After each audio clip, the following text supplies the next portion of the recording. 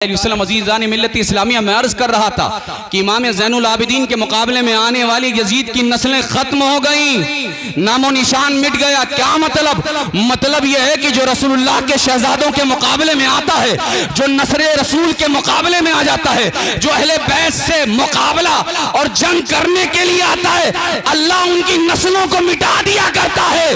और जो रसूलुल्लाह के कदमों में आ जाते हैं, उनकी औलाद के कदमों में आ जाते हैं, तो याद रखें वो इमाम आजम अबू हनीफा बन जाते हैं और वो वक्त के मुजद्दिद बन जाया करते हैं। नारे तकबीर, नारे रिसालत, फर्जंदे गौसे आज़म। सुभान अल्लाह, सुभान अल्लाह, वाह भाई वाह। बात निस्बत की आ गई। आखिरी जुमला सुने, आखिरी जुमला। नबी पाक सल्लल्लाहु अलैहि वसल्लम के कदमों से अगर खाक मस हो जाए, उलमा बैठे इनसे पूछें, बड़ी जिम्मेदारी के साथ जुमला कह रहा हूं, अगर रसूल हाशमी के कदमों से खाक मस हो जाए तो फिर उसे दुनिया के किसी तराजू में तौला नहीं जा सकता। बेशक सुभान अल्लाह। उलमा का इत्तेफाक इस बात का पर है कि जो नबी पाक सल्लल्लाहु अलैहि वसल्लम के जिस्म पाक से खाक के कतरात मस हैं, उलमा कहते हैं वो काबे से अफजल है। बोलिए सुभान अल्लाह। वो सिर्फ काबे से नहीं बल्कि रूए जमीन के तमाम हिस्से से अफजल हैं। आगे बढ़िए, मामला सिर्फ जमीन तक नहीं, पहले आसमान से अफजल, दूसरे आसमान से अफजल, तीसरे आसमान से अफजल, चौथे आसमान से अफजल, पांचवें, छठे, सातवें आसमान से अफजल। अरे जमीन का वो कतरा जन्नत से अफजल। बात समेट रहा हूं, क्यों, आखिर वजह क्या है, सबब क्या है, जमीन के उस कतरे को इतनी फजीलत क्यों मिल गई? कहा मियां आप कतरे को देख रहे थे, हम रसूलुल्लाह की निस्बत को देख रहे थे। सुभान अल्लाह, सुभान अल्लाह। इसलिए कि जमीन का वो हिस्सा नबी पाक सल्लल्लाहु अलैहि वसल्लम के जिस्म पाक से मस है। अब माहसर और निचोड़ सुने कि नबी पाक सल्लल्लाहु अलैहि वसल्लम के जिस्म पाक से अगर खाक मस हो जाए तो दुनिया के किसी तराजू में उसे तौला नहीं जा सकता। अगर रसूलुल्लाह के जिस्म से खाक मस हो जाए तो दुनिया के किसी तराजू में तौला नहीं जा सकता। तो ये रसूलुल्लाह की औलाद जो रसूलुल्लाह के जिस्म से बने हैं, इनका मकाम क्या होगा? सुभान अल्लाह, नारे तकबीर, सुभान अल्लाह, सुभान अल्लाह। या अली, या अली, या अली, जिंदाबाद, जिंदाबाद। बेड़ा पार, बेड़ा पार। सुभान अल्लाह, सुभान अल्लाह। बात आ गई तो एक बात और सुन लें। उलमा की बात चल रही थी, उलमा की कदर क्यों की जाती है और क्यों करना चाहिए। देखें जरा तवज्जो के साथ हमारी बात सुने। मदरसे जरूरी हैं, बहुत जरूरी हैं। मदरसे नहीं होंगे तो अकीदे का तहफ़्फ़ुज़ कैसे होगा? मगर हाँ, मदरसे के साथ साथ खानका भी बेहद जरूरी है। अल्हम्दुलिल्लाह।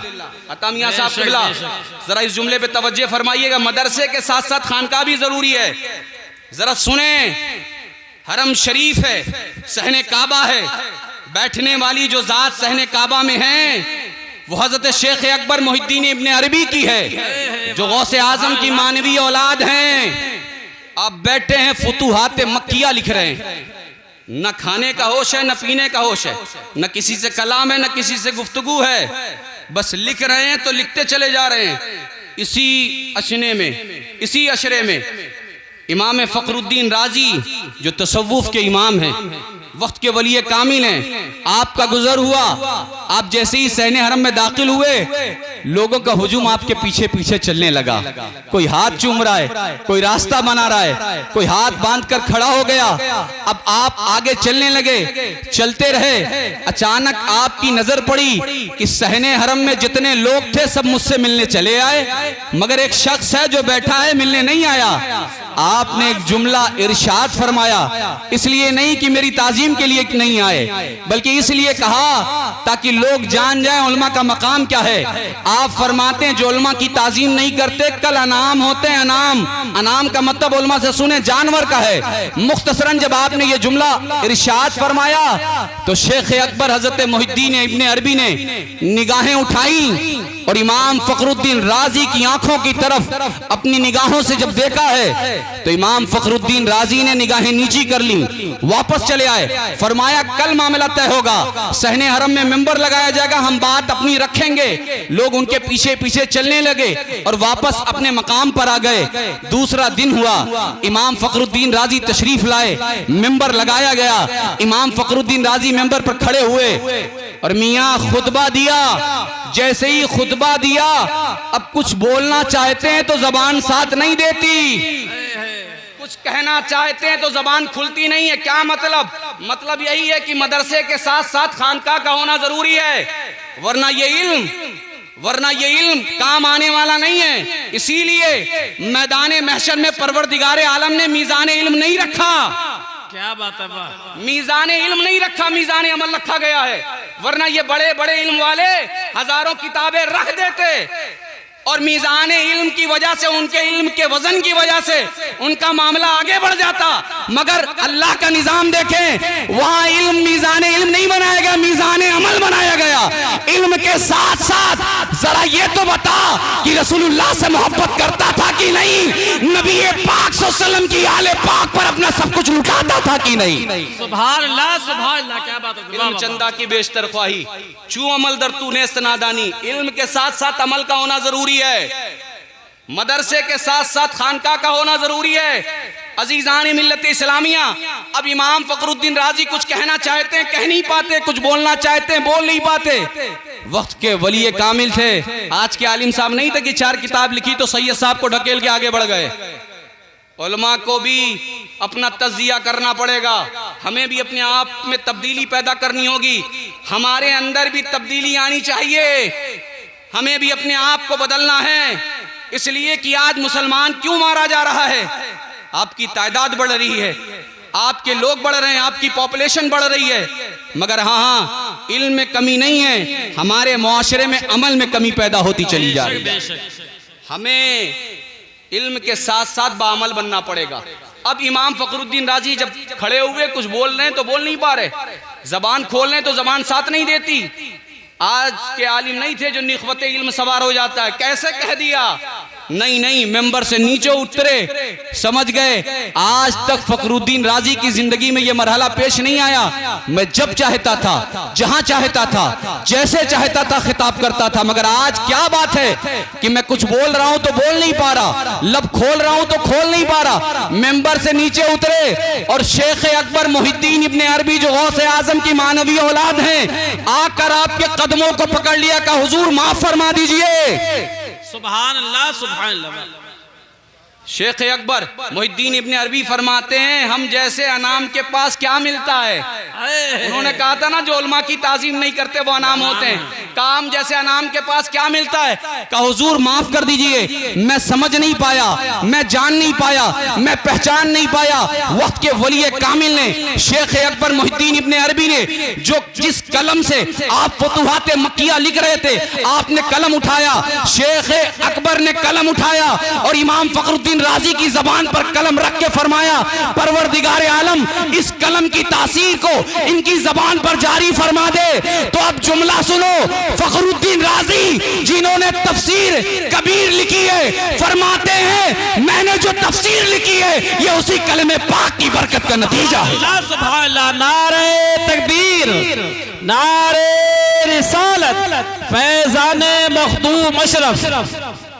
अजीजान मिल्लत इस्लामिया और मखदूम पाक फरमाते हैं, हल्के में मत लीजिए, यही गलती यजीद ने की थी, ये गलती अपना मिजाज ना बनाएं। अल्हम्दुलिल्लाह हम तो हजरत हूर के चाहने वाले हैं। सुभान अल्लाह, सुभान अल्लाह। हम उनके चाहने वाले हैं जिन्होंने नबी पाक सल्लल्लाहु अलैहि वसल्लम के शहजादों पर अपना सब कुछ लुटा दिया। इमाम आजम अबू हनीफा का नाम तो सबने सुना है, कौन है इमाम आजम? मसाइल के इस्तिंबात और इस्तिखराज में जिनकी हम मसलों में तकलीद करते हैं वो है इमाम आजम अबू हनीफा। मगर आओ जरा देखो इमाम आजम की तालीमात। किसी ने पूछा, हुजूर आपकी जिंदगी और आपकी उम्र शरीफ कितनी है? रिवायतों में मिलता है कि दाढ़ी के बाल सफेद हो चुके थे। फरमाया 2 साल। कितने साल? तेज बोलो। कहा हुजूर ऐसा सुना है लोगों को बयान करते हुए, मगर ये तो मुस्तहका में मौजूद है, लिखा है जो मामला मैं अब बयान करना चाह रहा हूँ। का हुजूर मामला समझ में नहीं आता, दाढ़ी के बाल सफेद हो गए, उम्र बहुत ज्यादा है, आप सिर्फ 2 साल बता रहे हैं। कहा लोगों, मैं अपनी उम्र के उन अय्याम को नहीं जानता जिन अय्याम में मैं रसूलुल्लाह के शहजादों की गुलामी में नहीं था। सुभान अल्लाह। सिर्फ 2 साल। का क्यों? का इसलिए कि इमाम आजम अबू हनीफा फरमाते हैं लौला सनतान, ये जुमला मौजूद है इमाम आजम के हवाले से, फरमाते लौला सनतान लहलकन नौमान, कि अगर इमाम आजम अबू हनीफा को इमाम जाफर सादिक जो रसूलुल्लाह के शहजादे हैं, फरमाते अगर मुझे उनकी गुलामी में 2 साल ना मिलते तो वक्त का इमाम आजम कहता है कि मैं हलाक और तबाह बर्बाद हो जाता। सुभान अल्लाह। पता चल गया कि जब वक्त के इमाम आजम अबू हनीफा को भी रसूलुल्लाह के शहजादों की जरूरत पड़ी है, तो फिर हमा शुमा की हैसियत क्या है, फिर आपकी हैसियत क्या है, हमारी हैसियत क्या है, हमें समझना है, जानना है। इसीलिए तो डॉक्टर इकबाल ने कहा था इस्लाम के दामन में बस इसके सिवा क्या है। एक ज़रबे यदुल्लाही है, एक सजदे शब्बीरी है। अगर इस्लाम की तारीख से हुसैन का सजदा निकाल दिया जाए और मौला अली की तलवार निकाल दी जाए तो खुदा की कसम फिर तारीख इस्लाम में कुछ बचता ही नहीं है। इसलिए कि इन्हें जो मकाम मिला है वो रसूलुल्लाह की निस्बत की वजह से मिला है। बेशक। सुभान अल्लाह। सुभान अल्लाह। अजीजान मोहतरम, इसलिए पलटें।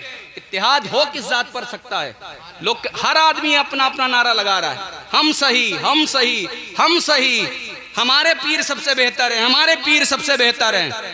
हमें तब्दीली करनी पड़ेगी, मुआशरे की हालात सुधारने की कोशिश करना पड़ेगा। इसलिए अगर पलटना है तो किसी ऐसे वैसे के नाम पर ना पलटे उस जात के नाम पर, उस जात के नाम पर, उस मर्जे, उस मरकज के नाम पर। वो जात नुक्ता इत्तिहाद है जो गुंबदे खजरा में जलवा नशीन है। पलटे हुजूर के नाम पर, इसलिए कि आज पूरी दुनिया में जहां जहां नूरानियत नजर आ रही है, ये सदका है मोहम्मद रसूलुल्लाह का। बेशक। सुभान अल्लाह। हुजूर के नाम पर मुत्तहिद हो, नबी पाक सल्लल्लाहु अलैहि वसल्लम के नाम पर पलटे।